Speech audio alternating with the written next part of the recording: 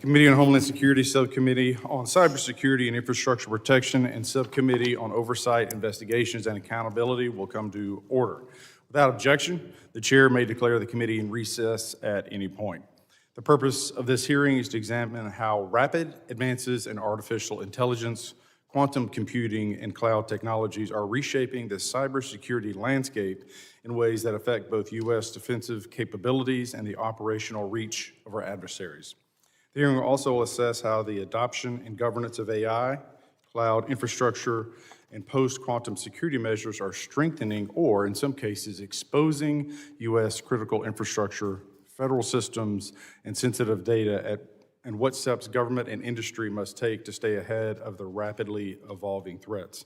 I now recognize myself for an opening statement. Good morning, and thank you all for being here. I want to begin by thanking Chairman Burkeen and members of the Subcommittee on Oversight, Investigations, and Accountability for partnering with my subcommittee to hold this hearing.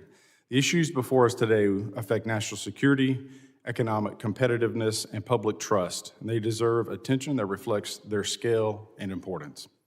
We're meeting at a time when the technologies shaping our digital environment are also shaping the security and strength of the United States. Artificial intelligence, cloud computing, and quantum technologies are now woven into how federal, state, and local governments operate, how intelligence is collected and analyzed, how critical infrastructure functions, and how American companies compete in a global economy. These technologies offer extraordinary promise, but they also introduce risks that are advancing faster than many of the frameworks and systems designed to manage them. Artificial intelligence is changing the pace and character of cyber activity. It allows information to be processed at speeds far beyond human capacity and perhaps in some ways even comprehension. It enables automation across complex networks and supports decision-making at scale. These capabilities can strengthen cyber defense and improve resilience. However, they can also be exploited to accelerate malicious activities, expand the reach of cyber operations, and make hostile actions more difficult to detect, attribute, and disrupt. Cloud computing has amplified both opportunity and risk. Cloud platforms have enabled modernization across government and industry, supporting flexibility, scalability, and innovation. Yet, they also consolidate vast amounts of data, access, and computing power into shared environments, raising the stakes of security, configuration, and oversight decisions. Quantum technologies present a longer-term challenge with significant implications. Much of our digital security relies on encryption to protect sensitive communications, verify identities, and secure critical systems. Advances in quantum computing raises serious questions about whether today's encryption methods will remain effective in the future. Our adversaries understand this risk and are already planning, including by collecting encrypted data now with the expectation that it may be accessed later. The threat environment surrounding these developments is intensifying. The People's Republic of China, PRC, and the Russian Federation, the RF, are investing heavily in advanced computing, automation, and data exploitation as tools of national power.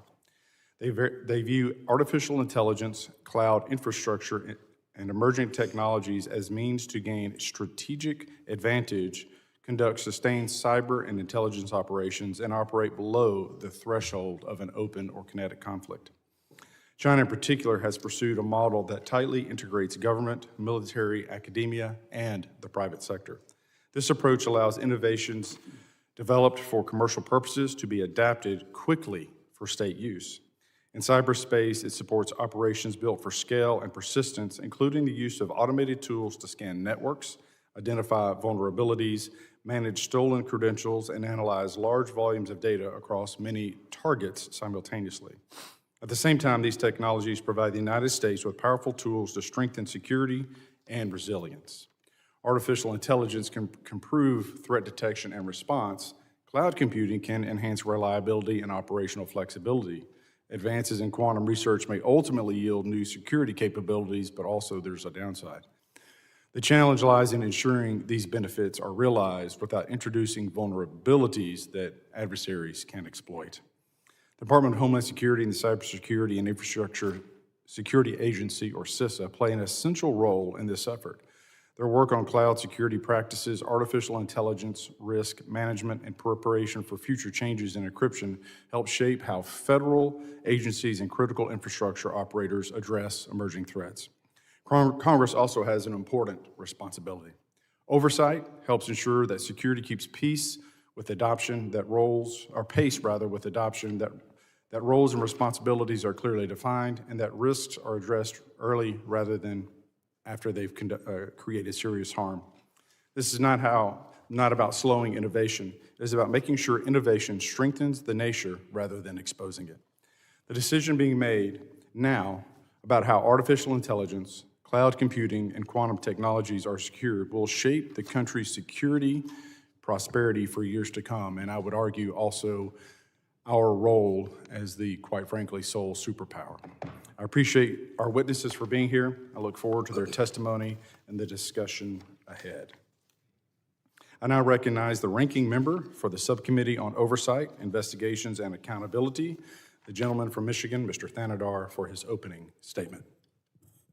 Thank you, Chairman Ogles. Appreciate this hearing, and good morning to all of our witnesses. Look forward to hearing your thoughts. For 2 decades, hostile nations have conducted increasingly sophisticated cyber attacks against the United States. These attacks have been used to spy, steal intellectual property, cripple critical infrastructure, and demand ransom payments. China, Russia, Iran, North Korea are aggressively using advanced cyber capabilities to threaten our national security and economic prosperity. China is both the most active and persistent cyber threat and is also the only country with both the desire and the ability to reshape the world order, which is why it is extremely shocking that President Trump recently agreed to allow NVIDIA to sell advanced artificial intelligence chips to China. Really shocking. And let's just see some background information here. Why did this decision the president made? The president was quick to sell out America's security after NVIDIA's CEO attended a $1 million per plate dinner at Mar-a-Lago and donated to Trump's White House ballroom so much for America first. Trump's own Department of Justice has warned that China is seeking to become the AI leader by 2030 and plans to use AI chips to modernize its military, design and test weapons of mass destruction, and deploy advanced surveillance tools. We should be disrupting and dismantling threat actors whose actions threaten our national interest, not enabling them. The rapid development of emerging technologies, including advanced AI and quantum computing, enables and enhances security risk. These advanced technologies not only accelerate the cyber abilities of countries such as China, but they also make it easier for countries that are not well-resourced and enable a growing threat from organized criminal groups. Over the past year, cyber attacks have become faster, more widespread, and harder to detect. As AI-assisted cyber attacks hit harder and faster, it is critical that Congress extends CISA 2015, the Cybersecurity Information Sharing Act of 2015. CISA 2015 provides privacy and liability protection to companies to encourage them to share data about cyber vulnerabilities and threats. These protections are necessary to fully understand the risk and facilitate collaboration between the federal government and the private sector. Unfortunately, CISA 2015 expires next month. A 10-year extension is the best reauthorization strategy that will also provide the private sector with assurances while eliminating the risk of this authority lapsing. I look forward to hearing from our witnesses how else we can best defend against cyber attacks that are leveraging powerful emerging technologies. Thank you, and I yield back, Mr. Chair. Thank you, Ranking Member Thanadar, and I look forward to following up on your insightful comments. I now recognize the chairman for the Subcommittee on Oversight, Investigations, and Accountability, the gentleman from Oklahoma, Mr. Burkeen, for his opening statement. Thank you, Chairman Ogles. Good morning. Thank you to our witnesses. Very complex subject. Many of us in all vulnerability feel really unqualified to be in these discussions. Grateful we're going to have some expertise to drive into the massive amount of vulnerabilities that AI is presenting on our cyber front. As chair of the Subcommittee on Oversight, Investigations, and Accountability, I'm looking forward to partnering with the subcommittee on infrastructure protection to focus on this topic, explore ways that Congress can assist the Department of Homeland Security in countering this new threat. This integration of AI into cyber attacks should concern every American. The recent cyber attack leveraging Anthropic's AI infrastructure showed that complex attack campaigns can now be conducted with little to no human interaction at speeds faster than a human could replicate. We've all seen how AI can easily streamline tasks that would otherwise be very labor-intensive, both in business and everyday life. Now that an attack like this has successfully taken place, we can expect to see more events like this in the future. The proof of concept is there, and even if US-based AI companies can put safeguards against using their models for such attacks, these actors will find other ways to access this technology. China is our most significant cyber threat actor, and it continues to search for tactics to infiltrate critical U.S. systems and prioritize the development of advanced computing technology and AI that supports its economic and strategic goals. Cyber espionage has been a key part of their plan. China's plan, ongoing campaign of stealing intellectual property. This is decades old. They now have new tools. And this will fuel rapid technological advancement at the expense of American innovators. As this committee has highlighted over the years, cyber actors linked to China pose a threat on an unprecedented scale, targeting U.S. companies, critical infrastructure, and the federal government. As technologies like AI continue to advance at such speeds, we have to be vigilant, strategic in protecting intellectual property and our national security. From an oversight perspective, we need to make sure that federal civilian agencies are taking the proactive steps needed to protect their networks against intrusion. Technology doesn't advance on the government's timeline, and we can't afford to have cybersecurity practices moving at such speeds absent government interdiction. That path leaves us reacting to security failures instead of proactively confronting today's threats. This is an area where federal government can partner with and learn from the private sector to implement best practices and incorporate needed technology. Federal government needs to be better at sharing information on cyber threats between federal agencies and with private stakeholders in a timelier manner. I hope to learn in today's hearings how Congress can empower the Department of Homeland Security and its sub-agencies to counter this threat and ensure safety and integrity of U.S.-based infrastructure. And I want to thank again our panel of witnesses for joining us today to discuss the cyber attack, implementation of that, and Congress and American people need to consider how we can work with you all and your expertise to safeguard our critical infrastructure. With that, I want to yield back to Chairman Ogles. Thank you, Chairman Burkeen, and just echo your sentiments. Other members of the committee, you are reminded that you can submit for the record an opening statement. I'm pleased to have a distinguished panel of witnesses before us today on this critical topic. Pursuant to Committee Rule 8C, I ask that our witnesses please rise and raise their right hands. Do you solemnly swear that the testimony you will give before the Committee on Homeland Security of the United States House of Representatives will be the truth, the whole truth, and nothing but the truth? So help you God. Let the record reflect that the witnesses have answered in the affirmative. Thank you, and please be seated. I would like to now formally introduce our witnesses. Dr. Logan Graham serves as the department head of the Frontier Red Team at Anthropic, where he leads efforts to evaluate the behavior and potential misuse of advanced AI systems as model capabilities continue to scale.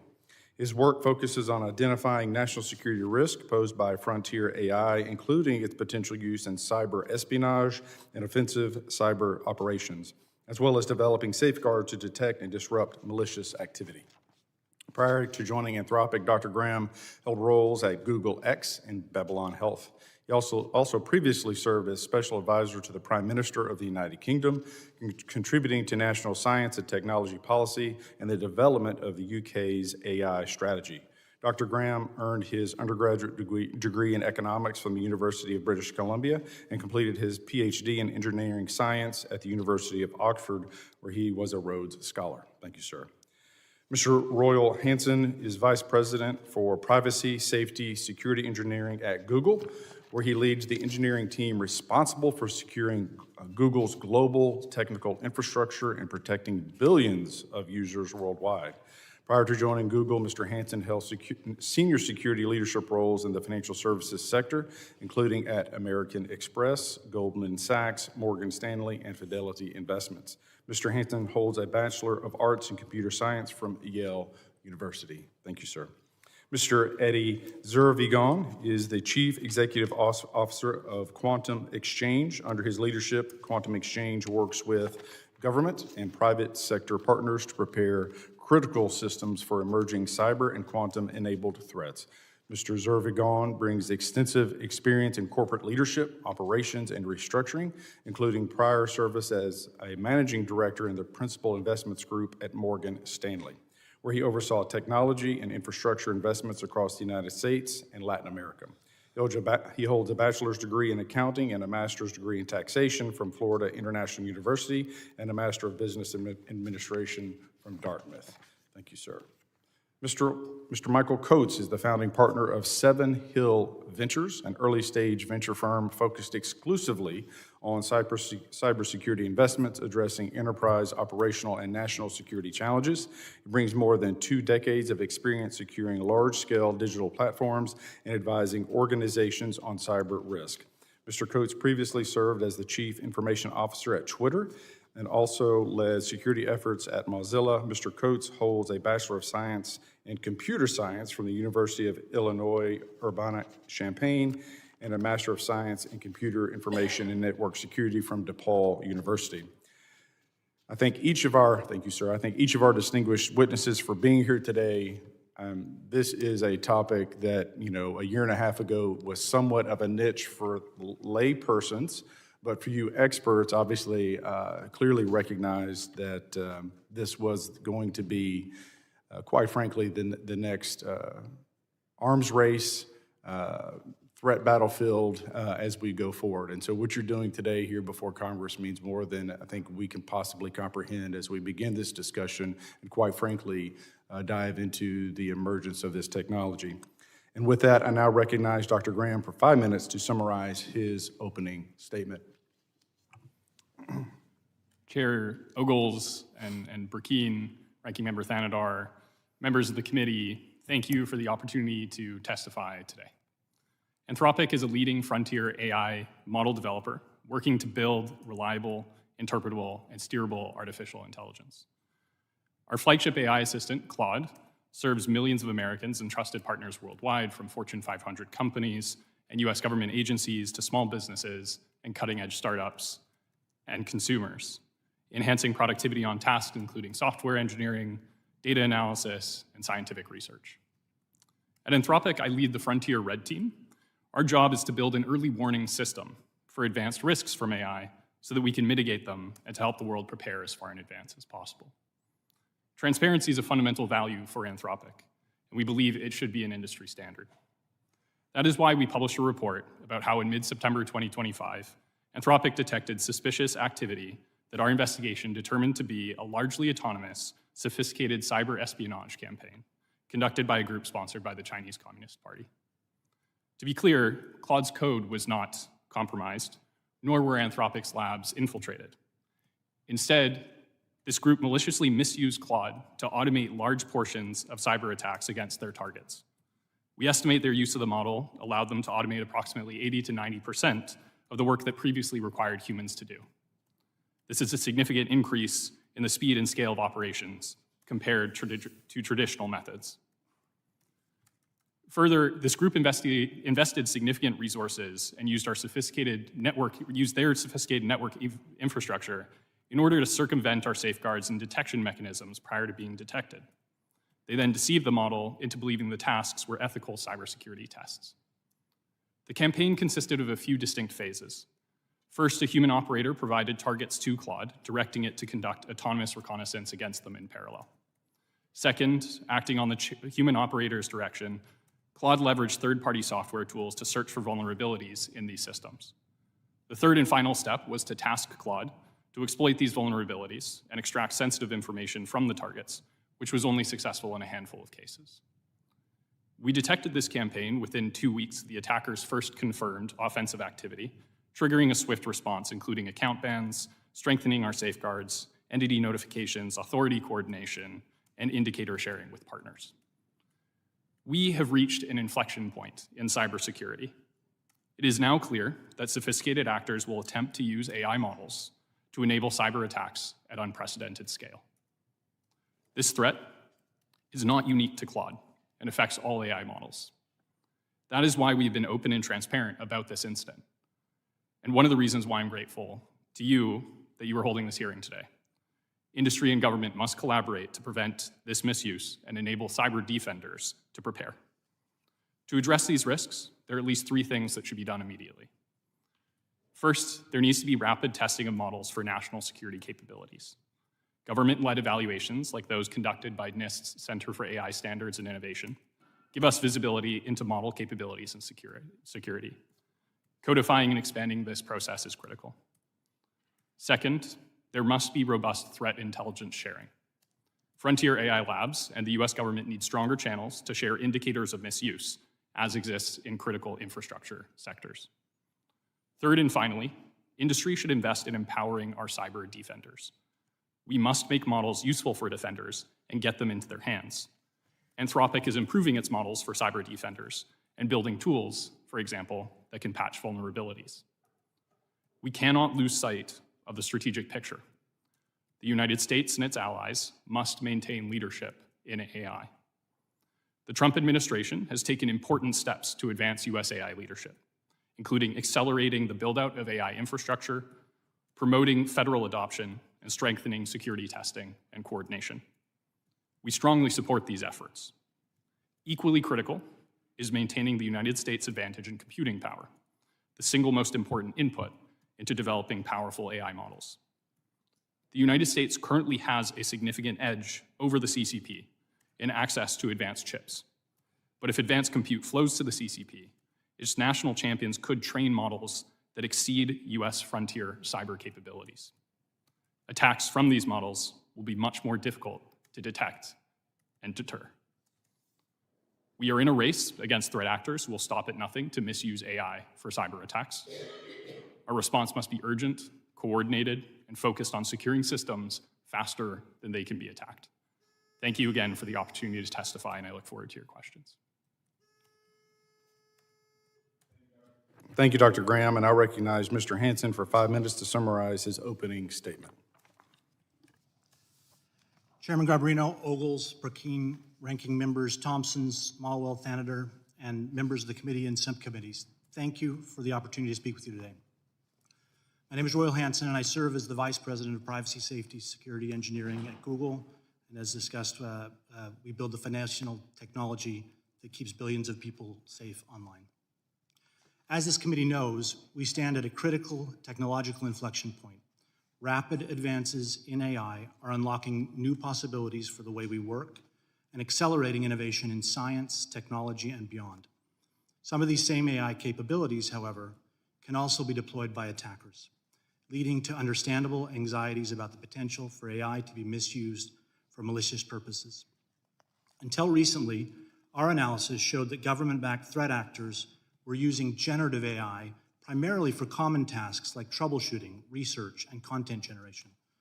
Over the past year, Google's threat intelligence team has identified an important shift, with adversaries not only leveraging AI for productivity gains, but deploying novel AI-enabled malware in active operations. We have identified malware families that use LLMs to generate malicious scripts, obfuscate their own code to evade detection, and use AI models to create malicious functions on demand, rather than hard coding them into the malware. This marks a new operational phase of AI abuse involving tools that dynamically alter behavior mid-execution. While still nascent, this development represents a significant step toward more autonomous and adaptive malware. We believe not only that these highly sophisticated threats can be countered, but that AI can supercharge our cyber defenses and enhance our collective security. LLMs can unlock new and promising opportunities, from sifting through complex telemetry to secure coding, vulnerability discovery, and streamlining operations. Google's AI-based efforts like Big Sleep and OSS Fuzz have demonstrated AI's capability to find new zero-day vulnerabilities in well-tested, widely used software. And recently, we developed Code Mender, an AI-powered agent that utilizes the advanced reasoning capabilities of our Gemini models to automatically fix critical code vulnerabilities. Code Mender scales security, accelerating time to patch across the open source landscape. It represents a major leap in proactive AI-powered defense and includes features such as root cause analysis and self-validating patching. We believe the private sector, governments, educational institutions, and other stakeholders must work together to maximize AI's benefits while also reducing the risks of abuse. As innovation moves forward, the industry more broadly needs security standards for building and deploying AI responsibly. That's why Google introduced the Secure AI Framework, or SAFE, a conceptual framework to secure AI systems. Our recent expansion to SAFE 2.0 addresses the rapidly emerging risks posed by autonomous AI agents and extends our proven framework with new guidance on agent security risks and controls to mitigate them. We published a comprehensive toolkit for developers that includes resources and guidance for designing, building, and evaluating AI models responsibly. We've also shared best practices for implementing safeguards, evaluating model safety, and red teaming to test and secure AI systems. We are committed to developing technology responsibly and in a manner that is built for safety, enables accountability, and upholds high standards of scientific excellence.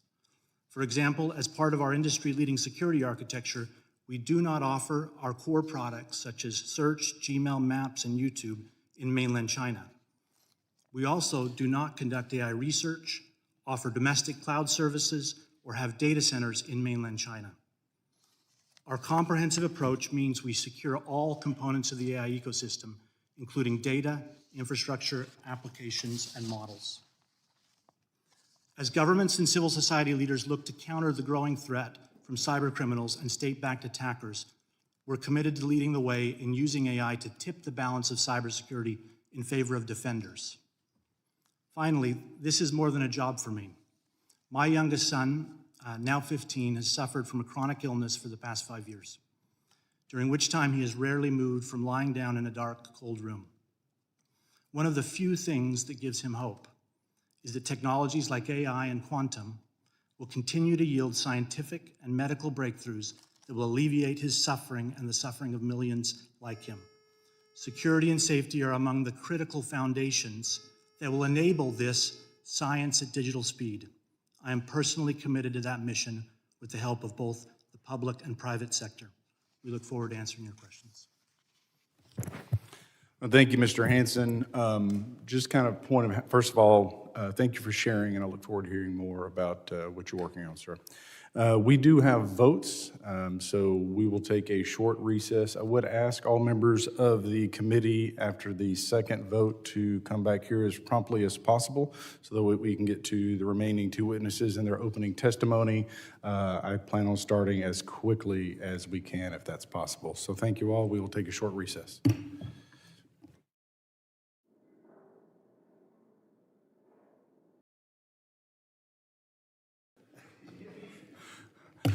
Call to order the Committee on Homeland Security, Subcommittee on Cybersecurity Infrastructure Protection, and Subcommittee on Oversight, Investigations, and Accountability will come to order. Again, thank you, Mr. Hanson. And then would like to recognize Mr. Zervigon for 5 minutes to summarize his opening statement. And again, to the witnesses, we appreciate your patience. Thank you. Good morning, Chairman Garbarino, Ranking Members Thompson, Thanadar, Chairman Ogles, Chairman Burkeen, and members of the committee. Thank you very much for the opportunity to testify today. My name is Eddie Zervigon, and I'm the CEO of Quantum Exchange. We were founded in 2018, 2 years after NIST was tasked with evaluating the algorithms to take us into the quantum age. Quantum Exchange is a cybersecurity company that interoperates with the major network infrastructure vendors to enable encryption that protects data today and into the post-quantum future, with hardware and software solutions developed entirely in the United States. While quantum computing and AI promise new breakthrough capabilities, they also introduce significant risk to our national and economic security. They must be urgently addressed. AI can enable faster, more dangerous cyber attacks, and quantum computers can break current encryption standards, exposing sensitive data. These capabilities will be weaponized by our adversaries, creating a very dangerous imbalance in our cyber defenses. For more than 50 years, encryption has safeguarded our data from theft and misuse. We've had the luxury of a set it and forget it mindset, trusting its strength by default. That era is now ending with quantum computing. Think about it like this. Imagine all digital communication from government agencies sent over the past 10 years being readable by our adversaries. This is a real threat to the U.S. today. Rogue nation states and state-sponsored terrorist groups are collecting encrypted data now to decrypt later with a quantum computer. Further, now imagine our adversaries reading sensitive government data in real time and altering it without anyone knowing. This could be tomorrow's reality. Public and private sector work on a quantum resilient solutions is ongoing. Technologies like post-quantum cryptography, PQC, or quantum-safe encryption algorithms are part of the solution, but not the complete answer. Despite our best efforts, post-quantum cryptography may still be vulnerable to quantum-related attacks, all of which raises the fundamental question and challenge: what happens when an algorithm breaks? Because it is a when and not if. Every agency CIO, enterprise CISO, security vendor, and network gear manufacturer must be able to answer that question. In our view, what's needed to ensure data security and confidentiality in the quantum age is an architectural approach, not just a new algorithm. This architectural approach enables agencies to focus on securing the network that data travels on to strengthen the existing infrastructure against quantum attacks, while minimizing disruption to existing operations. This is how our government agencies need to be protected. When you have valuables in your house, the first step isn't going out and buying a new jewelry box with biometric access controls. It's locking your front and back doors, so the house is secure and harder to get in. Once your home is secure, then you can figure out what specific rooms need further locks or security measures to protect your valuables and sensitive documents. Federal agencies handling sensitive data need to act now and follow the lead set by Customs and Border Protection. Our work with CBP to incorporate PQCs across their network infrastructure in 2026 has shown that you can begin to secure your networks today with quantum-resistant technologies in a FIPS-validated way without having to rip and replace your entire infrastructure. I cannot stress enough, the timing here is critical. Agencies that fail to prepare today risk leaving their data vulnerable. Every day that we are not quantum-resistant is another day that data is harvested to be decrypted later. It is important to note that we at Quantum Exchange are not the only ones advocating for action today. The Quantum Industry Coalition, of which we are a part of, as well as Amazon Web Services, Google, IBM, Microsoft, Accenture, and others, believe that agencies handling sensitive government data should be actively working and preparing for the transition and should begin migrating to high-risk systems to FIPS/NIST validated PQC where possible. Having the opportunity to meet with several of your offices, I was often asked, what can Congress do? Through this committee's leadership and building off the work previously done, Congress can accelerate the timelines for PQC compliance, allocate the budget to allow migration process to begin, and work with leaders within the administration to encourage adoption as the technology is readily available and deployable today. America's defenses cannot stop at our physical borders. Through your leadership and efforts, and in partnership with private sector partners like us, we can and will secure America's digital borders too. In closing, I want to thank you again for the opportunity to offer some thoughts today, and I look forward to your questions. Thank you. Thank you, Mr. Zervigon. I now recognize Mr. Coates for 5 minutes to summarize his opening statement. Chairman Ogles, Ranking Member Swalwell, Chairman Burkeen, and Ranking Member Tanador, thank you for the opportunity to testify.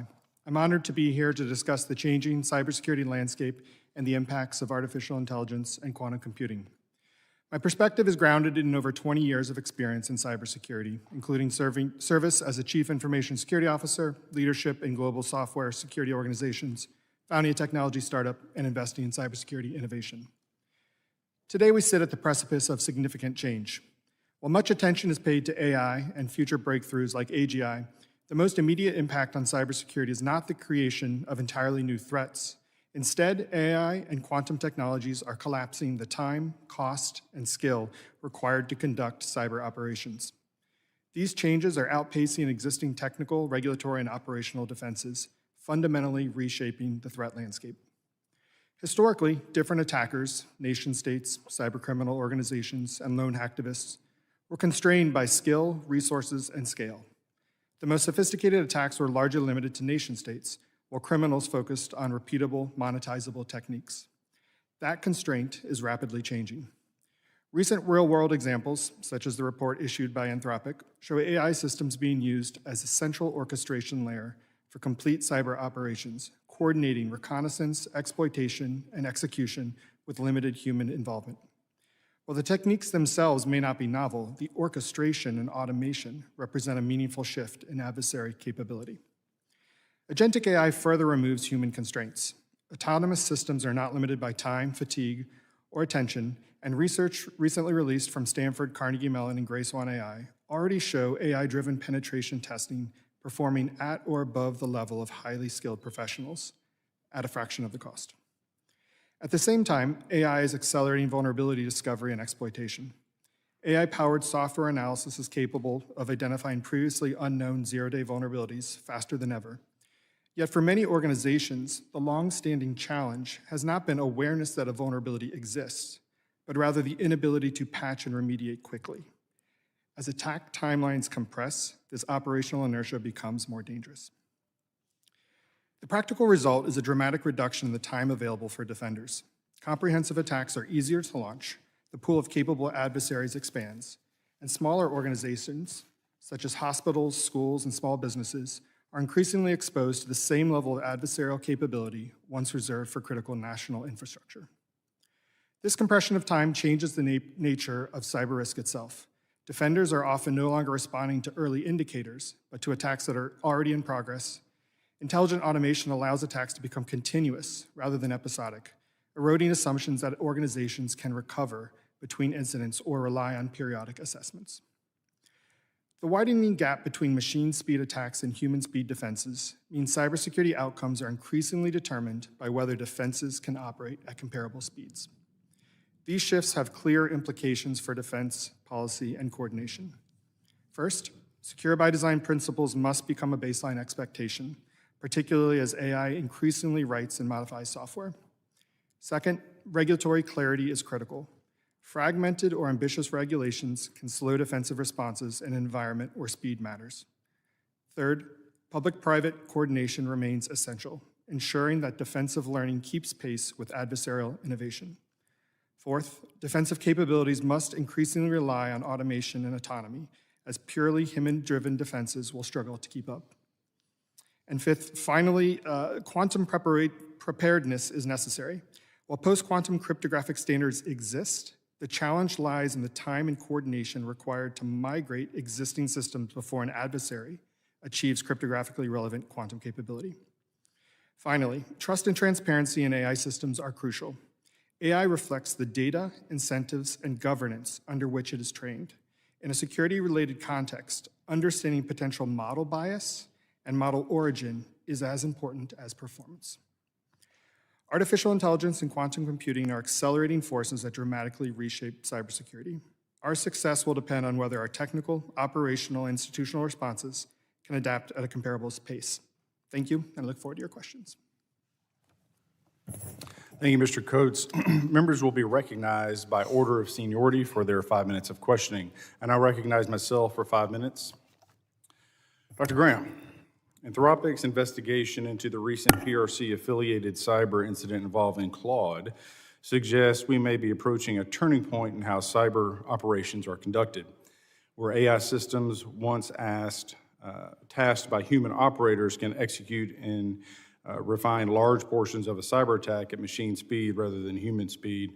And obviously you touched on this in your opening statement, but should this incident be understood as an early warning of the future of AI systems, how they're autonomously, writing and adapting to systems, and quite frankly, from a defensive perspective, what capability gaps do we have? Where do we need to be anticipating? I mean, I see a horizon that we can't quite define because of the rapidness and just the evolving nature of the technology. I go back to kind of the arms race. There was a point at which, between the U.S. and Russia, there was this détente. There was this, mutually assured destruction, where it was at some point we all had enough nukes to kill everybody and blow the whole world up. It was all about delivery systems at that point. AI is different. There is no horizon. There is no kind of point at which I think it stops if there's a ceiling. So please, take it away. You're correct that we are at a change point, and there are a couple of change points here. The first that we see now is, to our understanding, this is the first time where these models will now be sought and used by sophisticated state actors. We've been tracking this trend line for many years. This is the clearest evidence for the first time that this is now happening. But it's also possible this gets more serious and the stakes become much higher. As you say, it's very possible that attacks from here on might scale if we don't properly secure and safeguard the models. And it's also possible that while in this case we didn't see an instance of novel methods of attack, it's very possible that models could get that good. What's important now is a few things. First, it's really hard to win if we can't see the playing field. And I think the easiest way to start is continuing to evaluate the capabilities of these models. This is something industry should do. This is something government should do. Second, we should be sharing threat intelligence as it happens so that we can mitigate as fast as possible. And third, as you say, we need to make sure defenders have the advantage, particularly the United States, to make sure that it defends itself faster than it can be attacked. And we are working very hard, and I think all of industry needs to work hard to make that happen. Yeah, a follow-up onto that point, clearly when you look at the investments that China is making on these quantum capabilities, AI, et cetera, there is a requirement between, their private sector, if you want to even call it a private sector, because most of it is state-owned, that any innovation is immediately shared with the state. And so, as you mentioned, for us to be successful, there's going to have to be this collaboration between private and government, quite frankly. But one of the things, and obviously that's easier to accomplish, but I foresee a need where the industry itself is going to have to be sharing information. Of course, the problem you get into there is the proprietary nature of things. Obviously there's the monetization factor that comes into that, but at the end of the day, we're talking about the homeland. So how do you see that working in practice, understanding the complications that we have essentially in a free market? Then another layer to that is essentially the Five Eyes, the Seven Eyes, our European partners who are aligned with us in our values, who understand the existential threat that China poses. And again, it's important for everyone to understand that China is probing us daily to look for weaknesses and opportunities to take advantage of information that's not properly secured. What's different about this is the leveraging and the scale and the percentage, if you will, that AI was leveraged, sir. It is very, very important that industry does share the information that it has between itself. It's very important it shares that with government. It's very important that industry develops solutions now, whether it's by improving the models or building tools and putting them in the hands of the defenders.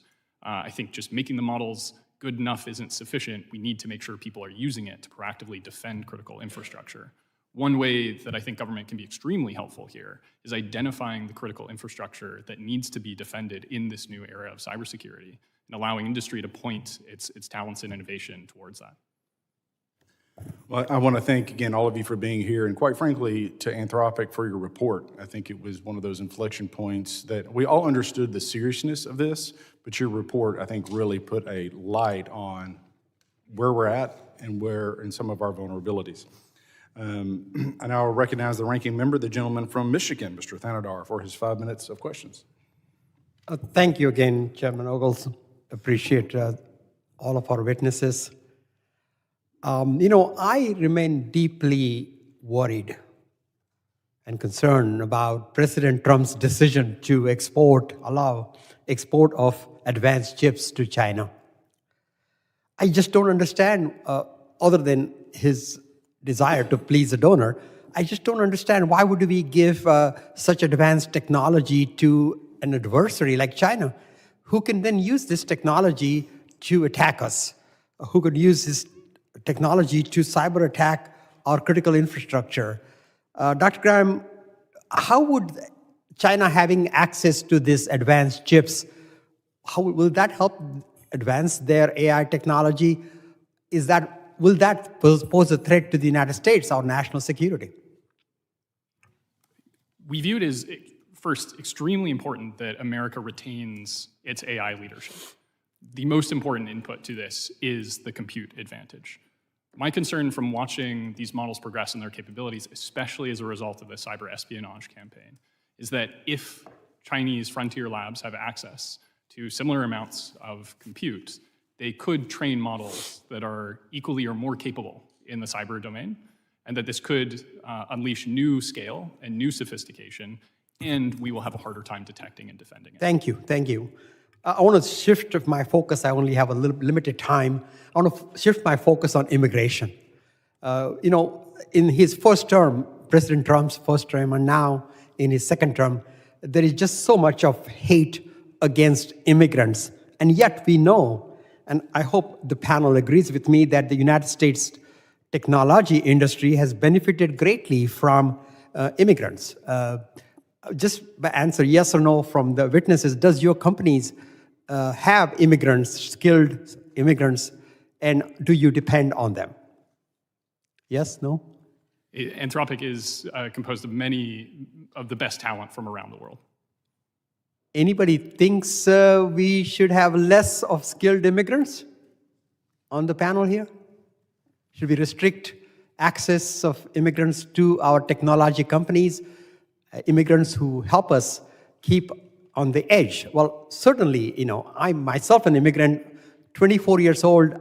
I came here escaping poverty in India, got a PhD in chemistry, became a serial entrepreneur, ran many pharmaceutical companies, developing technology that helped U.S. stay on top of innovation.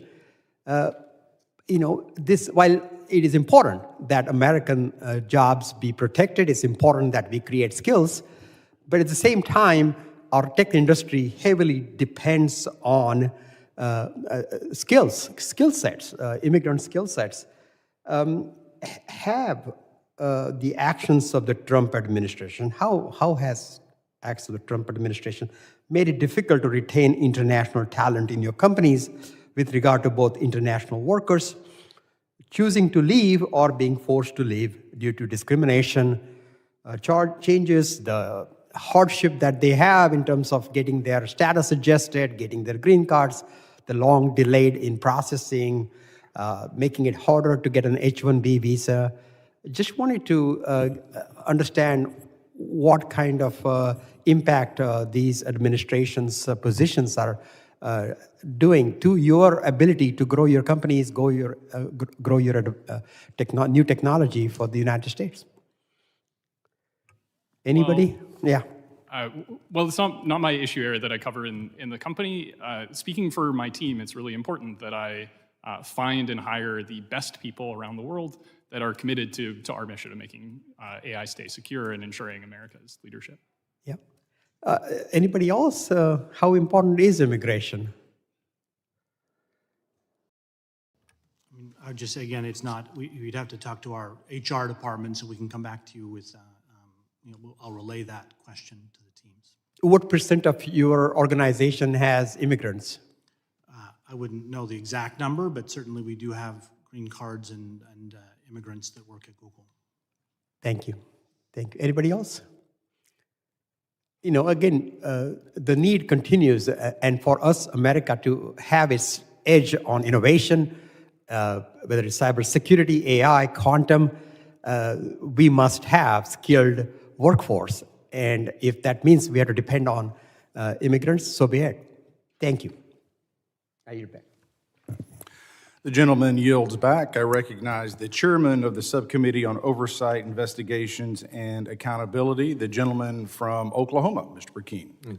Thank you, Mr. Chairman. Mr. Hansen, just before I get started, prayers over your son. May the Lord do what human hands can't.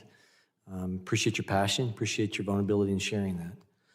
Also appreciate what you expressed about limiting services for mainland China. I think that's great that your company is willing to do that. My hope is that others would watch your concern over proprietary information and the desire to make sure that U.S. citizenry is protected and follow your lead. Mr. Graham, you talked about that you felt like that robust intelligence sharing could be enhanced.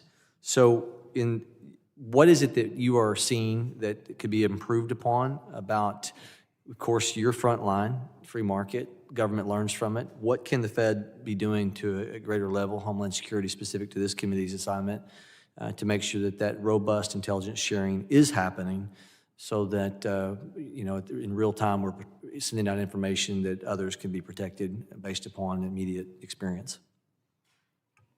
A fundamental issue here is that as the technology gets better, we're going to start seeing new patterns that are potentially more sophisticated that either in industry or across government we have not seen before in terms of what these attacks look like. I think the first most important thing is we need good and quick and sensitive channels to share the novelty of this information, possibly within and to government and across industry. We probably need to get ahead of it as well. So we need to be able to share information prior to the attack occurring. We regularly brief and share information about model capabilities as they're advancing. In general, any effort here, I think, is extremely valuable and I think is going to put all of industry in a better position. One of the things we can do is there are people that work behind the scenes that never, get in front of the limelight of government. So without naming names, what division with Homeland Security can we highlight to just send a special thank you to working with you?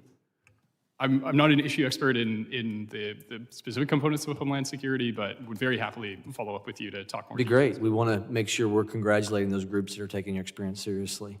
I want to talk about the at-scale capability of 80 to 90% of non-human hands-on, what would be formerly labor-intensive, now turned into generated by computer processing.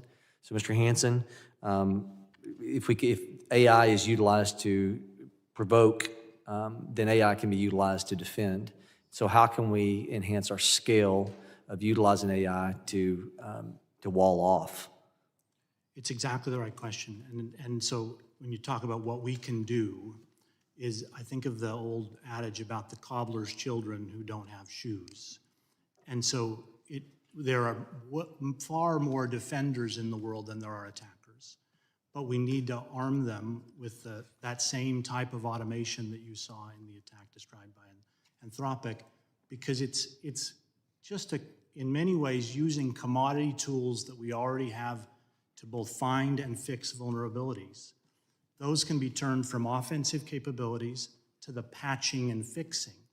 but the defenders have to put shoes on. They have to use AI in defense. So while the attackers are experimenting, we need the defenders to be experimenting and becoming great users of AI to find the same vulnerabilities that were described, but instead of exploiting them, to patch them. And that's the kind of, I mentioned Code Mender is our project which takes advantage of these, vibe coding, if you want to call it. It's easier and easier to code. We make it easier and easier to patch. And with so much of our problems based on legacy technology, small companies, others, that's the only way we're going to get ahead. This defender's dilemma of attacker needs to be right once, defender needs to be right all the time. AI can help the defender be right all the time. That's what we need to do. Mr. Zervigon, if I did a horrible job of pronouncing your name, you have a last name like mine, I apologize. And Mr. Coates, you've taken the time to be here. I've got 30 seconds. If there's anything, because this is such an exploratory exercise for so many of us that are not experts, is there anything you want to just highlight? I've got 20 seconds to split between the two of you.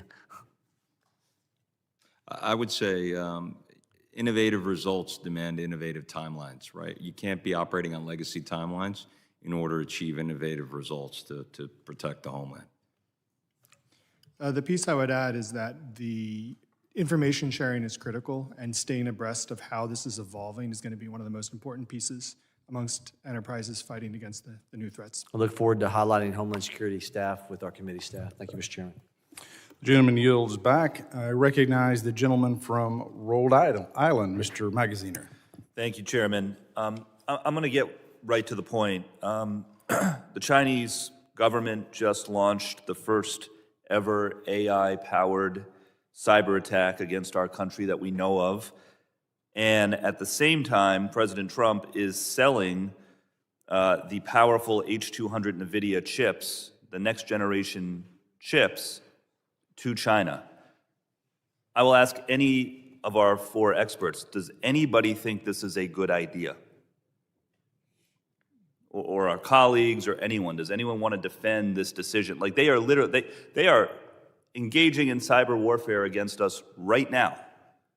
They just did it. They just launched the first AI-powered cyber attack against U.S. organizations. Why in the world, given that they just did this, a couple months ago? Would we be giving them these next-generation chips? Now, at the very least, we ought to be holding them back until we have some way of verifying that these chips are not going to be used to attack us. So I'll ask again, any of our witnesses, Mr. Graham, Mr. Coe, anyone, why is it concerning to you that China is about to receive these H200 chips from NVIDIA? Mr. Coase, would you like to take a stab at it? The defenses that we put into our LLMs, that Anthropic, that Google and others are doing to provide safety, are things that we can control and we can use to prevent future type attacks from China using these resources. As China achieves the same capabilities in their technology from these chips, we lose control of the ability to put those safeguards in place, and we're on our heels. Yeah. So I agree with the concern that's being raised. And the other piece that I will mention here is that as China provides greater frontier models like DeepSeek, and it's appealing to US software corporations to integrate that into their stack for performance regions, we have to remember that that is essentially delegating decision-making and trust to China, even though it might be US software. And we need greater focus on that. Yeah, I mean, look, cybersecurity is a bipartisan issue, and I believe that there are people on both sides who care genuinely about keeping us safe in the cyber domain, but I don't know how anybody can be okay with this chip sale, given what literally just happened 2 months ago. And that is something that I think we need to find a way as a Congress to deal with, because the administration, I fear, has made a grave mistake. I want to talk about the attack more specifically because we need to learn as much as we can from it. Mr. Graham, I'm grateful that Anthropic was able to detect and then report about the nature of the attack. But my understanding is it took about 2 weeks for Anthropic to realize that the attack was happening, give or take. Is that correct? Can you explain to us, you mentioned it in your written testimony, can you explain to us generally why it took so long and what lessons you have learned and how you can now detect similar attacks hopefully faster in the future.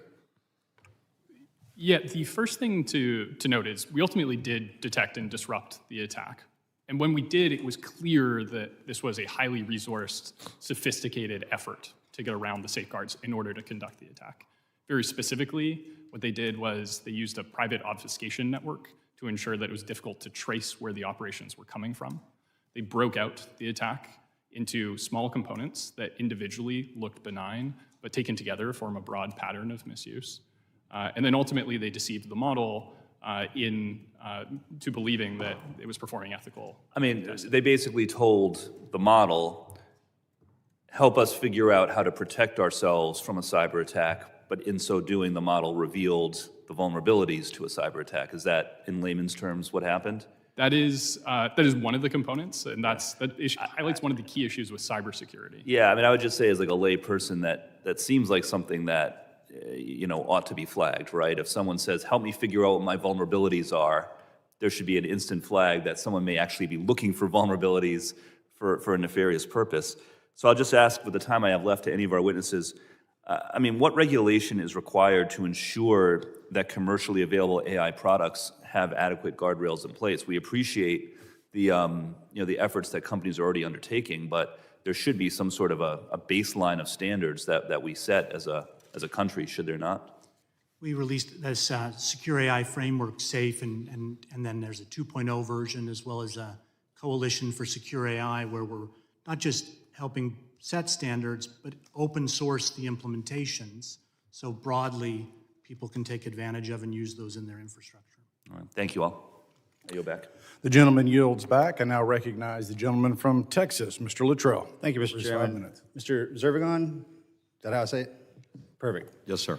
You spoke on architecture and how to secure our proverbial infrastructure and how information flows. The question was hinted at earlier, and we need to know this on this side. Who is it that you deal with? Department of Homeland Security, Mr. Burkeen brought that up. From my understanding, and this is what I'm trying to get clarity on, from my understanding, there's three entities: Department of Justice, Department of Homeland Security, and Department of Defense, all touch our communication capabilities above the ground and below the ground. Can you add clarity for me on who you deal with directly, and is there one more than the other? The discussions I've had with our departments is they kind of hand the football off. And I really can't find anybody who's running point on this. And I'll start with you, sir, and then we can move back and forth. I mean, from our experience, I think Customs Border Protection are showing a lot of leadership on this issue and understanding that this is an architectural problem that needs to be remedied. And obviously with the cost-benefit analysis of being able to do this over a period of time. Is that brick and mortar facilities that our undersea cabling runs into, that Salt Typhoon's having a heyday with, things like that? All of them, all of the above. So it's about any network connection, any network endpoint that needs to be updated for post-quantum cryptography. Mr. Hansen? Yeah, as an example, we in the Chrome browser back in 2023 changed the implementation of the encryption to begin to be post-quantum crypto resistant, because everyone would use it. Right? It's used broadly in the industry. So our strategy is to, whether it's undersea cables, whether it's data centers, whether it's the hardware, make it secure by default. Is that your Everyone company benefits. specifically that's providing the security profile for that, or is that something that the Homeland is coming in assisting with, or Department of Defense is coming in and assisting with? And I cannot tell you, this is kind of, and I hate to say it, ignorant to really kind of what the answer is to that. Yeah, in a world where every one of these departments, or sort of the scope of their oversight is digital, or increasingly digital, we work across all of those entities you've mentioned and more on these kinds of. I feel like we're not doing enough. Case in point, Mr. Graham, with what happened with Claude, and you guys have Gemini, correct? I'm saying that correctly? That's right. Where the bad actors and nefarious actors are utilizing AI capabilities to hack into the kind of the sweet spot of what we're not looking at. Mr. Graham, was it a human or a software that that found the attack, or both? On our side, it was a combination of both. First, there's a series of detection measures that are generally automated and software-based. And this triggered a human investigation that allowed us to So as fast as we're moving on the advancements of artificial intelligence, and we can't,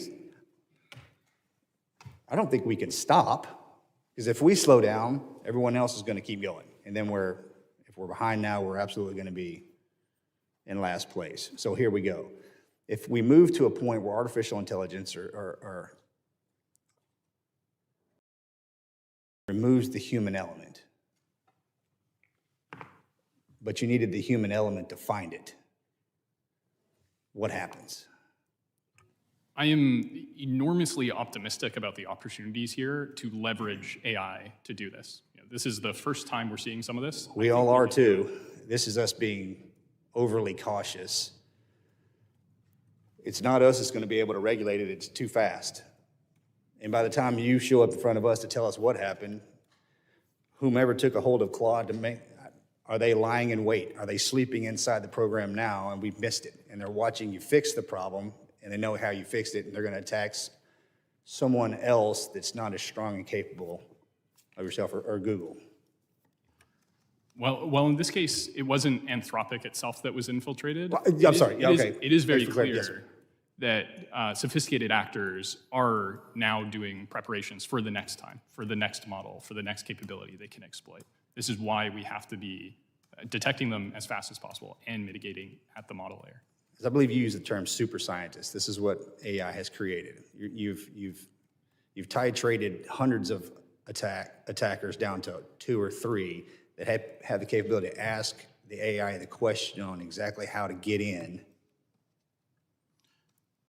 Yeah, I think one just at a speed that's incomprehensible.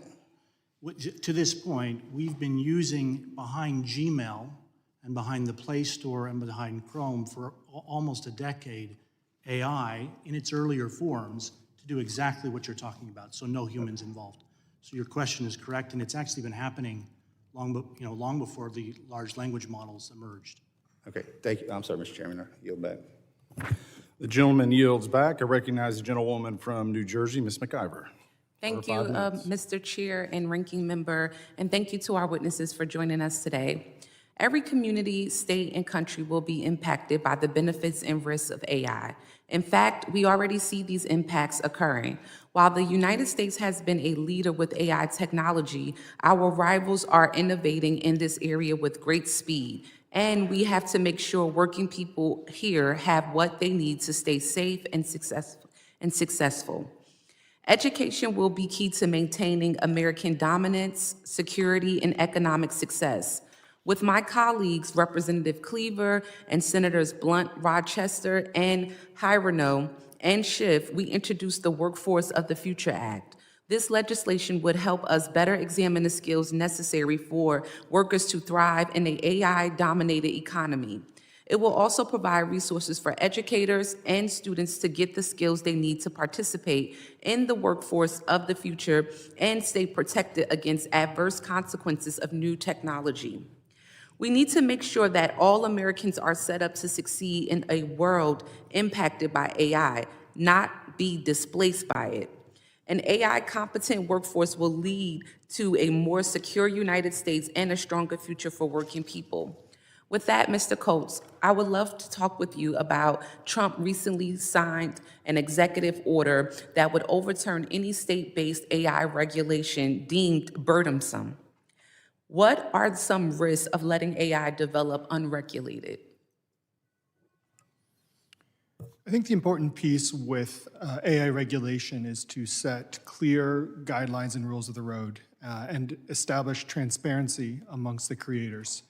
We want to motivate innovation and ensure that the U.S. stays as a leader in the world on AI. One of the challenges in cybersecurity in particular can be a patchwork of regulations across states to deal with, especially in things like data disclosure, breach responsiveness, et cetera. And so we want to make sure that in the fast-moving field of AI innovation, we are setting the right objectives clear so we can operate to rules of the road, but we don't hamstring our technology organizations and prevent innovation. The last thing we want to be is on our heels or second to others in the world with AI technology. Thank you for that. Just to follow up, you mentioned cybersecurity. Can you expand a little bit of how important will AI knowledge and competency be in the future of cybersecurity? I would consider AI to be a critical piece of the future of cybersecurity, both from the operators and the defenders. Understanding the core principles of cybersecurity through education, understanding how technology works, and then understanding how the different resources can be used as a defender. As I mentioned in my testimony, there's no question that for defense to be effective, it's going to have to move at the speed of computers. So we need the best humans to understand this technology and harness AI in a defensive capability. Thank you for that. As AI data centers continue to expand, how do you balance innovation with the significant environmental and economic burdens they place on local communities and infrastructure? Mr. Coach, you can start, but anyone else can chime in as well. Maintaining dominance in AI is multifaceted. It's from the technology innovation in the models themselves to having sufficient power and technology and data centers to fund and power this innovation. So I do think it's critical to work across the nation to understand where can we have the right locations of data centers with sufficient power. We don't want to lose control of the pieces that go together to build technology. And to have effective AI, you have to have sufficient power and data center resources. Thank you. Anyone else? Mr. Hanson? I was just going to say, I talked a little bit about my son's situation in the science and tech, and you think of this AlphaFold, which was the protein folding work that won the Nobel Prize from Google last year. Fusion and energy and clean and safe energy for me, is another problem, like the cobbler's children. Let's use the AI to help solve that problem. You ask a very good question, and that's why we need to keep going on the science and technology as well. Got it. Anyone else in 20 seconds? Oh, all right, well, thank you so much. With that, Mr. Chairman, I yield back. Gentlewoman yields back, and appreciate the topic she touched on, because as we move forward, and hopefully we'll have time to come back to it, but this idea of what does that regulatory landscape look like, and this ever developing, quickly evolving subject matter where energy is a factor, right? This latency period where we're realizing we have these vulnerabilities that we're not quite ready to adapt to or backfill. So this is one of those, again, this hearing is the beginning of a very large conversation, whether it's energy, whether it's homeland security, and quite frankly, the future of our role in the world. I recognize the gentleman for Alabama for his 5 minutes of questions. Mr. Straw. Thank you, Mr. Chairman, Ranking Member. Witnesses, thank you for being here today. Dr. Graham, as my colleagues have mentioned, one concern is that AI allows adversaries to scale operations without scaling personnel. This changes the threat calculus for the United States. When AI tools are misused by cyber activity, what visibility, if any, does DHS and CISA have into these incidents? Well, I'm not familiar with the specific visibility of DHS and CISA here. I do know that what's important is industry should have information sharing mechanisms with government in these areas in order to give that visibility, and also for, in reverse, to understand the areas that industry should defend. Absolutely. Turning to you, Mr. Hanson, cloud platforms now underpin federal networks, critical infrastructure, and increasingly AI enables government systems. From a national security perspective, does that concentration of sensitive activity in the cloud create new widespread risk for the homeland? Actually, I think it is helping us clean up legacy technology issues. When you look at the vulnerabilities we've had over the last decade, it's generally people running on old versions of software that they're not maintaining. And so we need competition in the space, and I think it is competitive in many dimensions. But overall, modernizing is going to make you more secure in the moment. And I agree with you. Competition is where it's going to be also. AI and data centers are the future. I represent a state that is blessed with all forms of energy: coal, hydro, gas, solar, and nuclear power. We're able to meet the demand. What are your thoughts on AI and data centers in the future? I know this is a big topic, as you would imagine, at Google, and there may be better, people to talk about it. I would just say, to the point about using AI, we use AI in the management of our data centers, in the management of the power in a variety of ways. So using the technology to help us do it as efficiently, as effectively as possible is sort of my only perspective, but we could go deeper on that with others in the company.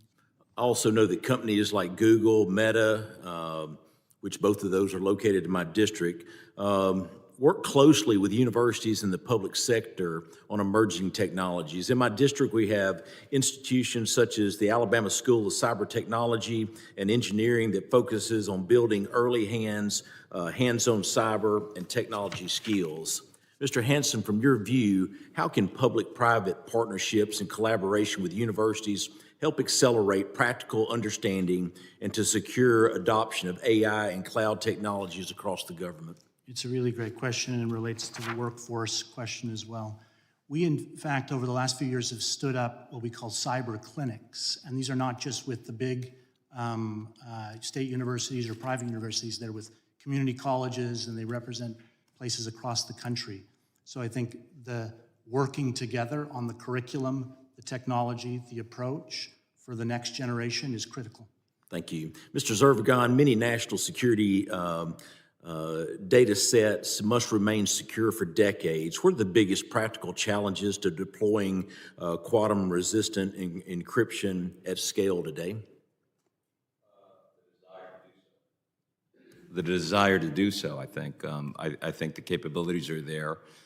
There are many innovative technologies and innovative companies that can assist. And with the desire to do so, I think we can start going by protecting the transport layer, right? The overriding layer in which this information, this data travels. Thank you. How can government and industry work together to reduce risk without disrupting operations or slowing innovation? Looking at it from an architectural standpoint, it's not just about the math, it's not just about creating new algorithms, it's about creating an architecture that allow you to deliver these algorithms, be able to swap them out at scale, be able to protect ourselves in the case that an algorithm is broken, because it will happen. And so by doing so, it allows us to mitigate the effects, the ill effects of a harvest now, decrypt later attack. Thank you. To close out, I'd like to ask all the witnesses, if resources are limited, what should DHS and CISA prioritize first to reduce cyber risk most effectively? I'll start on the end. I think establishing threat intelligence sharing channels, very important. Identifying infrastructure that needs to be secured, that we can go secure. Thank you, Mr. Hansen. Modernization, right? This is not something we go backwards on. We got to go forwards. Again, looking at the transport layer, looking at the biggest pipes carrying the most important pertinent data, and protect those first and then move downward from there.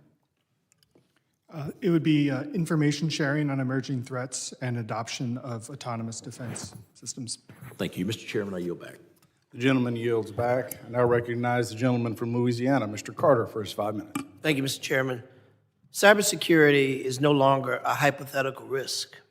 It is a real and growing threat to Louisiana and to our nation's energy security. Louisiana sits at the heart of America's energy system, with refineries, petrochemical plants, pipelines, LNG export terminals, offshore platforms, and the electric grid, all tightly interconnected. A successful cyber attack on any one of these systems could ripple across our entire national economy. In 2021, the Colonial Pipeline cyber attack shut down a major fuel artery, caused shortages across the Southeast, and drove panic buying and price spikes, all without a single physical asset being damaged. That attack showed just how vulnerable our energy systems can be. That's why we must act now by strengthening cybersecurity, modernizing systems, sharing threat intelligence, and using AI defensively to stop attacks before they succeed. Mr. Coates, in your testimony, you state that bias in AI systems, whether intentional or unintentional, can affect how software is generated, how alerts are prioritized, how decisions are made. How can bias enter AI-driven security tools, and what risk that poses to our cybersecurity? It's an excellent question. The challenge in front of us is that we are offloading decision-making into AI when we use AI in our software systems. And AI itself is trained on pre-training data, post-training data, configuration, et cetera. But that's reflective of the entity and organization that creates it.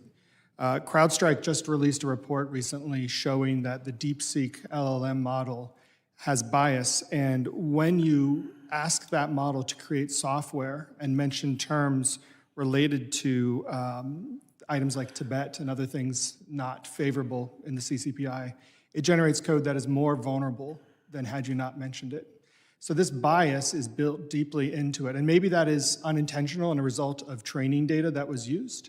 But nonetheless, we need to be aware that if American corporations are using software that's powered by LLMs that are built outside the US, that bias could come back to put us in a more risky position.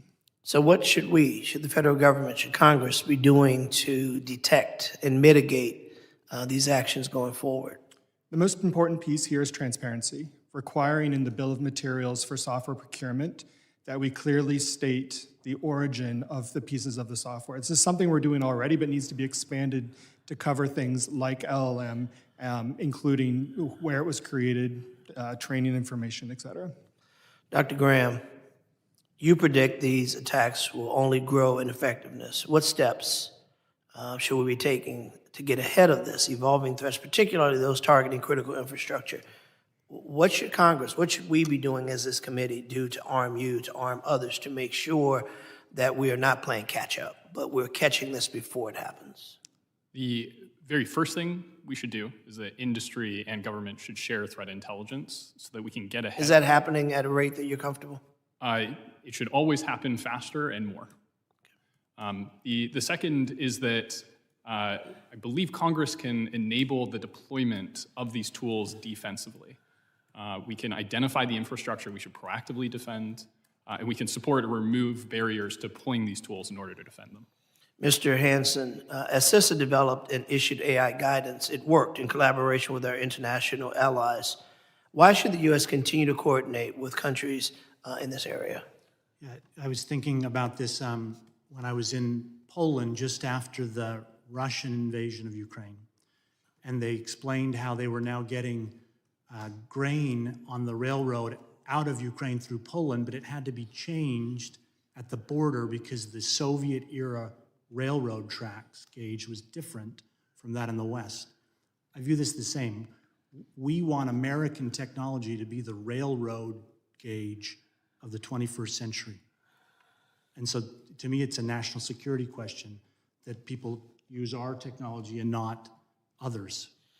Mr. Zervigon, I've got a lot of good friends in Louisiana with that name, so we'll check boxes and see if Luis or some of those people are related to you. But are they really? Fantastic. Some of my very dear friends. But now that we've had our family reunion, tell me about investments. Are we making the kind of investments to stay ahead of the nefarious actors, as was mentioned earlier? We know that the bad guys sometimes get a lot more information than we do, and their technology grows pretty quickly. What can we do to make sure, because we've got listening ears here, and this is a great bipartisan group of individuals who really want to help. And I know my time's expired, so can you give me a quick answer on that? Sure. I mean, as I mentioned in my testimony, I think increasing the budget for the migration, right? I think we don't have to do as much on the inventorying and the assessing and the understanding. We know the pipes that we need to secure. We know the data that we need to secure. We need to start doing that.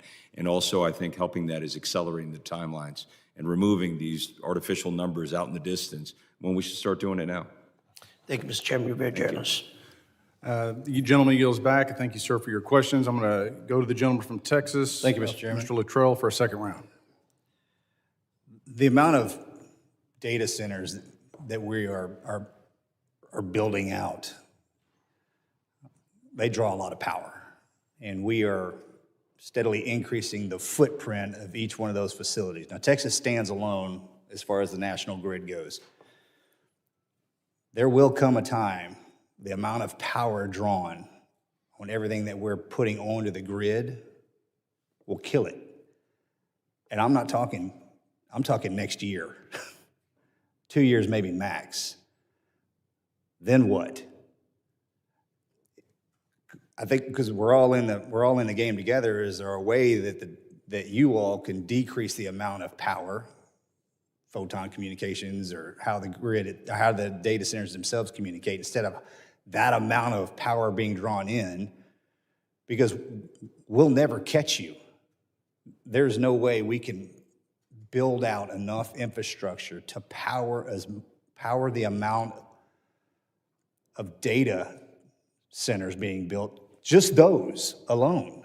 So I don't know if this is more of a question than a concern, that I'm sure you're thinking about this. There's going to come a hinge point that it's either going to be an all-stop evolution. We have to do what we have right now, because China, they don't have that problem. They're building hand over fist just to keep up the amount of energy that they're drawing. What do we do? So, you talked a little bit about the fusion or technological investment, so I think we need to get started on doing that.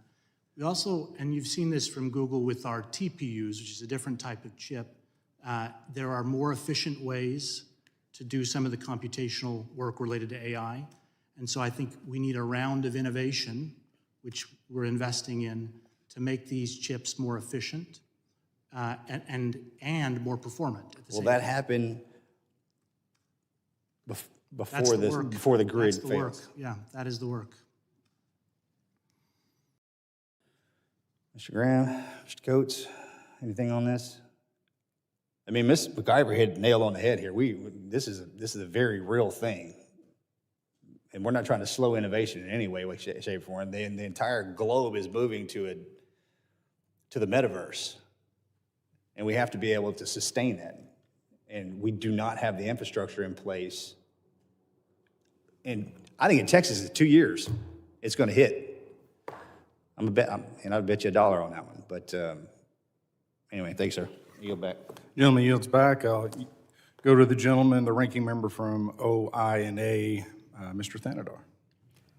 Thank you, Chairman Ogles. Appreciate it. As cyber attacks evolve, it is critical that the private sector share information about cyber threats with the federal government.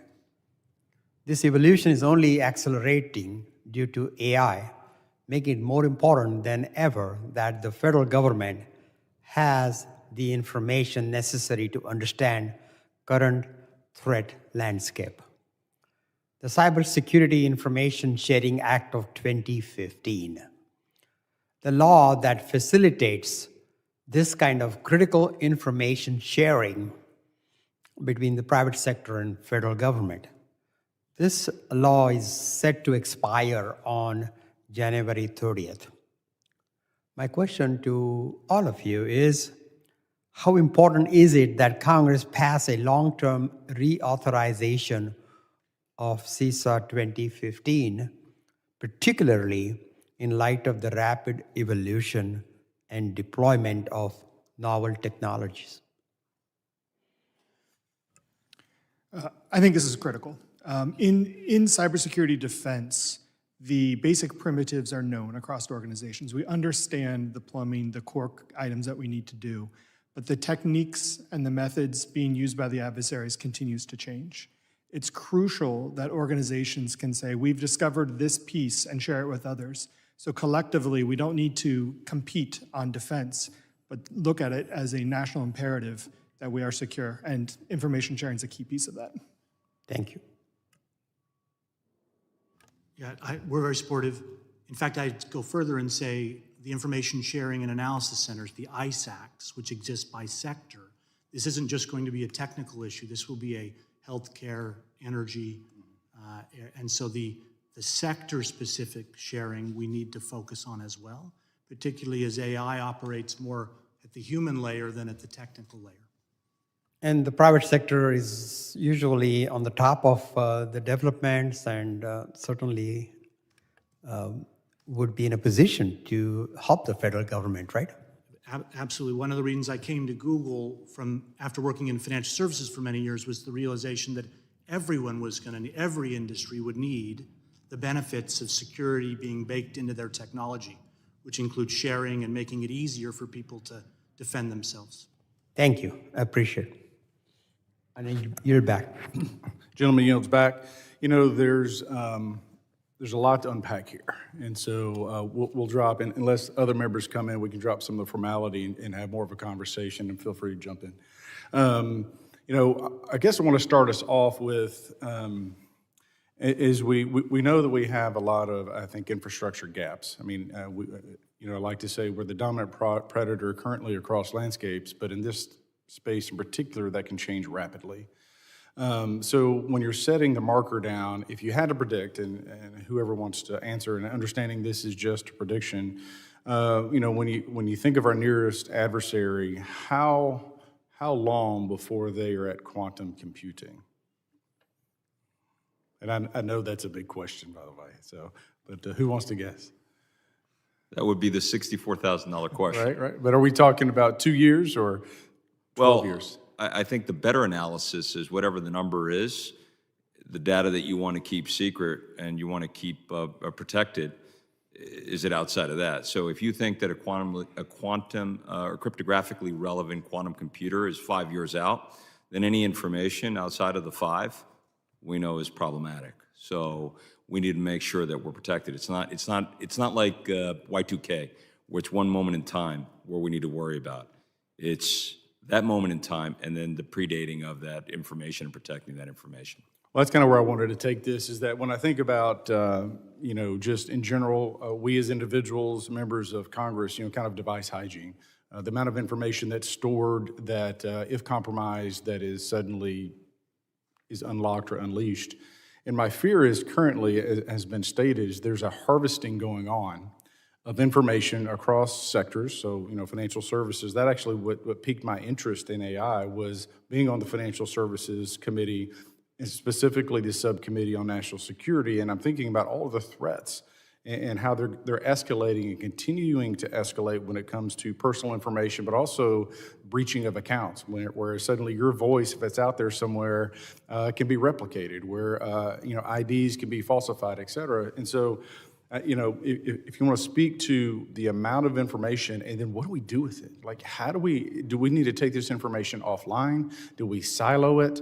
How do we clean up this mess, all these footprints and fingerprints that we have all left across that cyber landscape, because it's being harvested, quite frankly, to be weaponized against us? You want to start, Dr. Graham? I think there are a number of very substantial opportunities that we have here. I'm extremely optimistic about using AI to help do this. Anthropic takes privacy and the sensitivity of data extremely seriously. I think we could probably unleash quite a lot of innovation here using AI to secure data, infrastructure, sensitive systems. I think this is going to be one of the important topics if we deploy this technology more and more into the economy, to ensure that it's critical we get it to defend critical infrastructure without exposing it anymore. You know, first of all, the reason we implemented the new encryption in Chrome was to start to get ahead of exactly the kind of question you're talking about. So there are some common utilities, whereas we at Google or other companies migrate, you get an architectural benefit for others. But to the point on using AI, we have used, again, even before large language models, AI to help identify unused data, label data per certain sensitivities, and then you can implement policy that protects it. But I think he's correct. We'll have to use AI to get to the scale of the problem that you're describing. That means we'll also have to modernize, though, because we can't do that with the servers that are under desks and in sort of second-class data centers that no one's modernized before.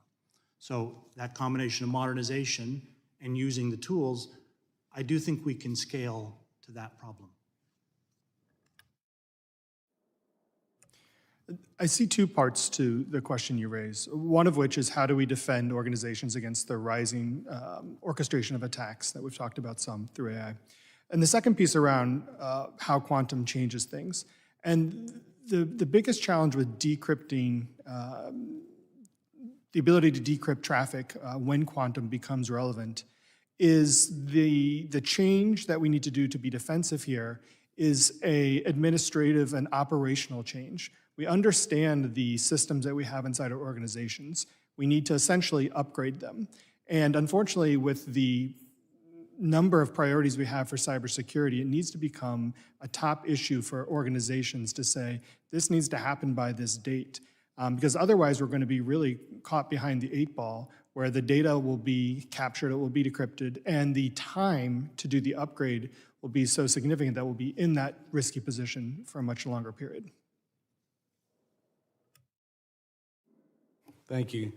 You know, Google's infrastructure, the amount of computing that you're supporting, from government to private to health, just across the board. When you look at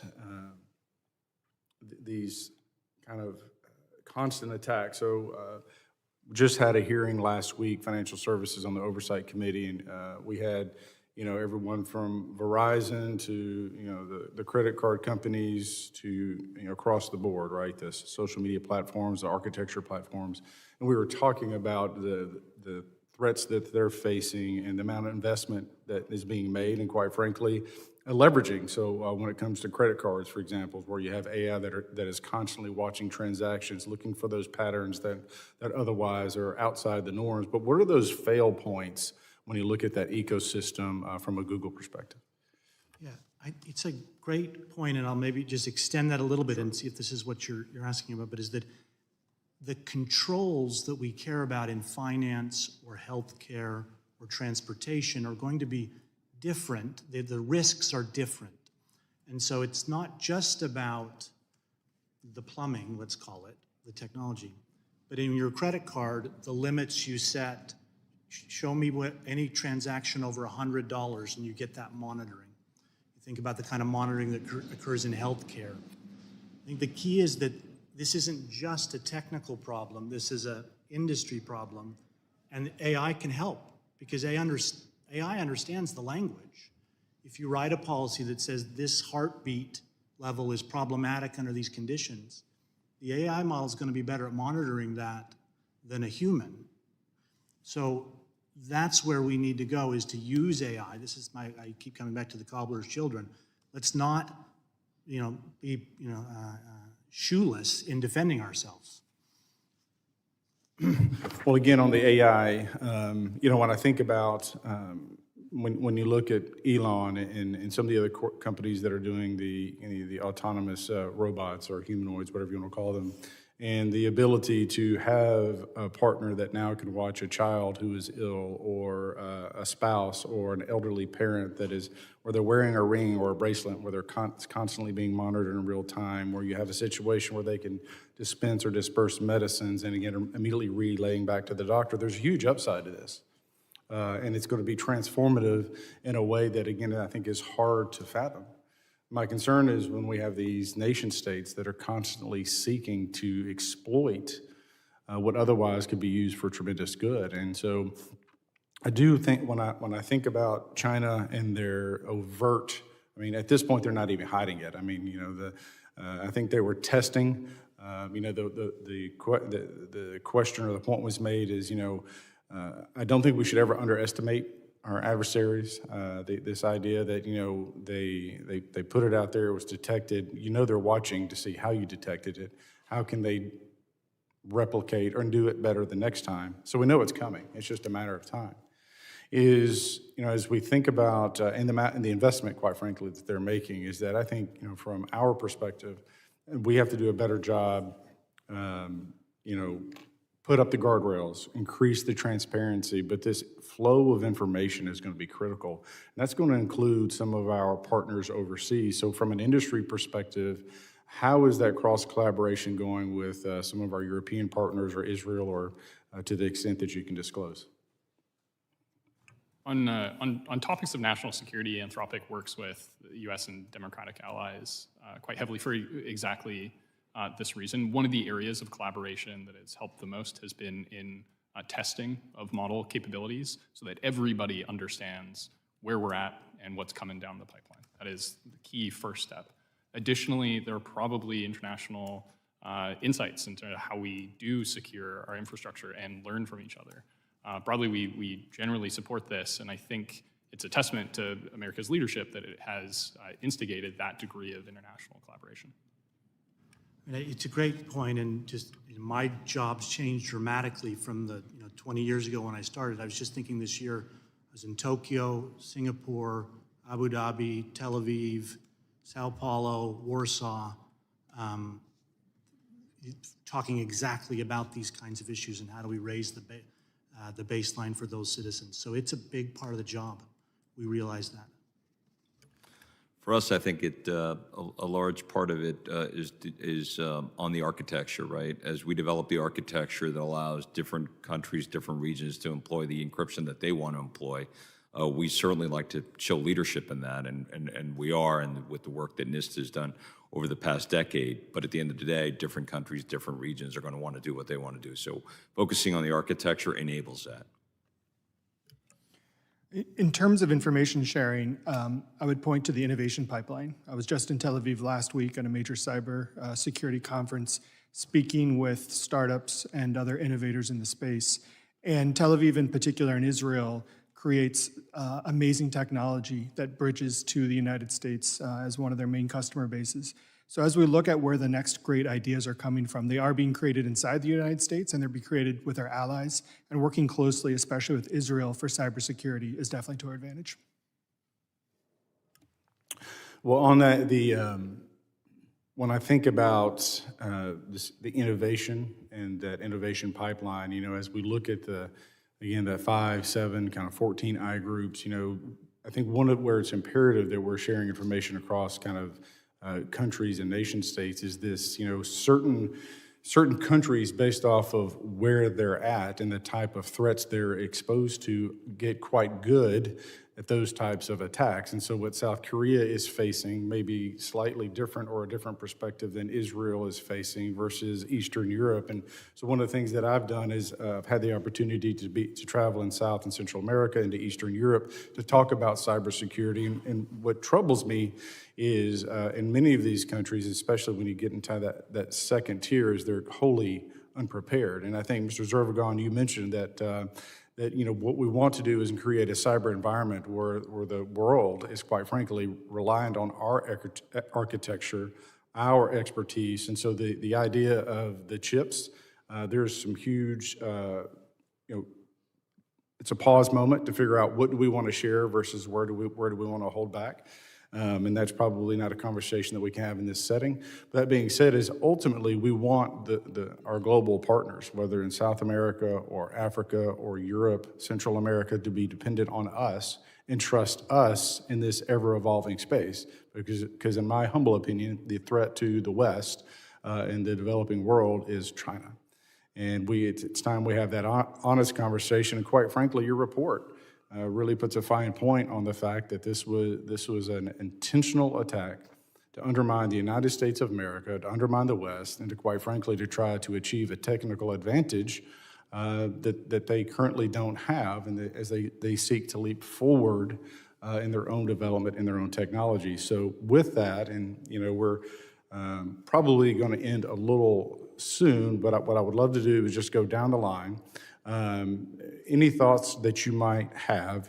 Sometimes you're in a room, you don't ask the right question, so feel free to point out the right question. Then also, what is that thing?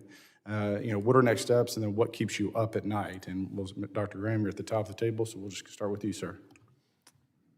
To me personally, as we watch these threats and have for the past 2+ years, we have seen the models go from 0 to extremely useful and now used in the real world. This only happens because we monitor this threat in the first place. But the most important thing in our team's view from now on is to take this moment here as the change point. Is from now on that we will have a degree of scale that I think we've never had before, and very possibly very soon, a degree of sophistication. I fear the day we wake up and models are doing things more complicated and sophisticated than the best humans on Earth are able to understand. The only answer, we think, over the long term, is to make sure that we're using models to keep up and outpace the attackers. We need to give the defenders a permanent advantage. We're going to work really hard to make sure our models can do that. We're going to work really hard to make sure that they're deployed. This is a cross-industry challenge. We have to work with government on it. This is, we believe, the fundamental issue. Dr. Hanson. Yeah, maybe just two things. One, I'm reminded that in 2009, Google was compromised by Chinese threat actors. This goes back over 15 years. And it was a watershed moment at the company, and we spoke openly about it. They had attacked 25 companies. It's really where the modern architecture for security was born.